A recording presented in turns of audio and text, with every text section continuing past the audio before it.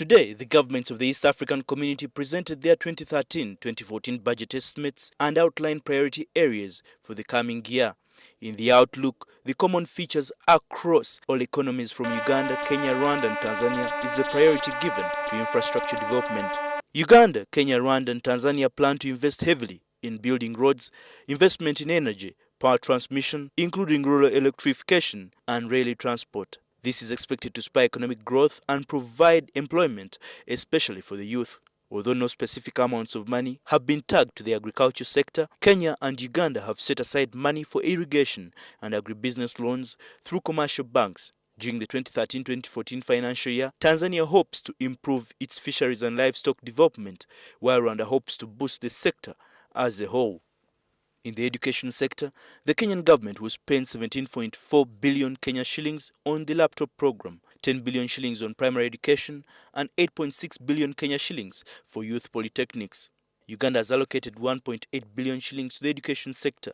This will go towards providing adequate infrastructure for schools, teacher training and housing, promote science and technical education, among others.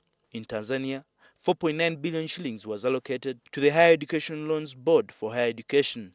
The East African countries are also dedicating a considerable amount of money to youth development schemes like student loans, youth funds, among others. This is expected to improve skills for the youth to spur productivity and employment. Although the Jubilee government in Kenya plans to reduce tax on Senator keg beer by 50% to boost agricultural activities in barley and sorghum growing areas, Uganda is planning to eliminate VAT exemption on wheat and flour to improve tax administration and generate revenue. Uganda and Kenya both plan to increase taxes on gaming and gambling. Unlike other EAC countries, Kenya plans to amend the Capital Markets Act to allow investors licensed in other East African countries the same rights as Kenyan players to boost capital raising activities.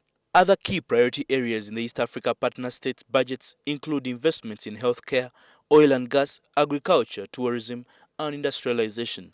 All budgets were, however, presented against a backdrop of continued challenges in the global economy, especially the economic crisis affecting major donors in Europe. Michael Baleke, NTV.